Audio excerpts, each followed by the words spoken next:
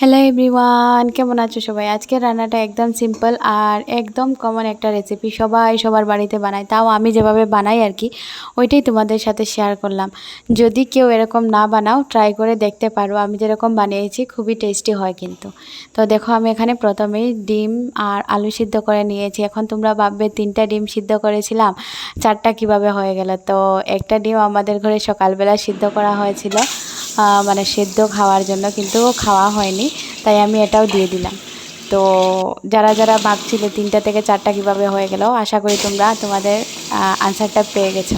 তো দেখো এখানে আলু সিদ্ধ হয়ে গেছে, ডিমও সিদ্ধ হয়ে গেছে। তারপরে আমি এগুলো সব পরিষ্কার করে ডিমগুলোতে হলুদ আর নুন মাখিয়ে তারপরে ভেজে নিয়েছি। তারপরে এখানে দেখো কিছু পেঁয়াজ আর রসুন আর টমেটো কেটে রেখেছিলাম। তো এখানে দেখেইছো তোমরা, কিছু পেঁয়াজ বড় বড় ছিল আর কিছু একদম পাতলা করে কেটেছিলাম। তো দেখতে থাকো কোন পেঁয়াজগুলো কোন সময় দেই, তোমরা পুরো ভিডিওটা দেখলে বুঝতে পারবে। তো এখানে দেখো প্রথমে আমি একটু সর্ষের তেল দিয়েছি, দিয়ে তারপরে জিরে ফোড়ন দিয়ে তারপরে রসুন দিয়েছি আর তেজপাতা দিয়ে, তারপরে রসুনগুলো যখন একটু গোল্ডেন কালার হয়েছে তারপরে আমি পেঁয়াজটা দিয়েও ভেজে নিয়েছি।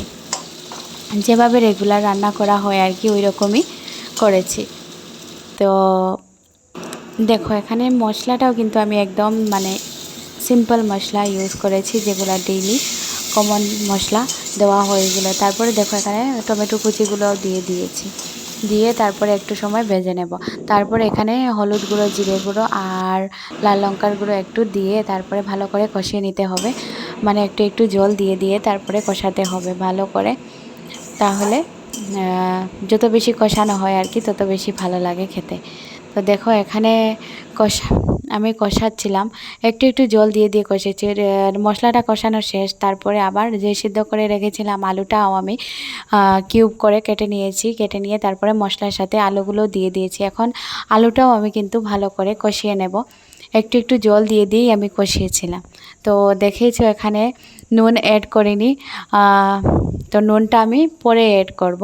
তো এখানে আমি দেখিয়ে দিয়েছি পুরো ডিটেলস ভিডিওটা।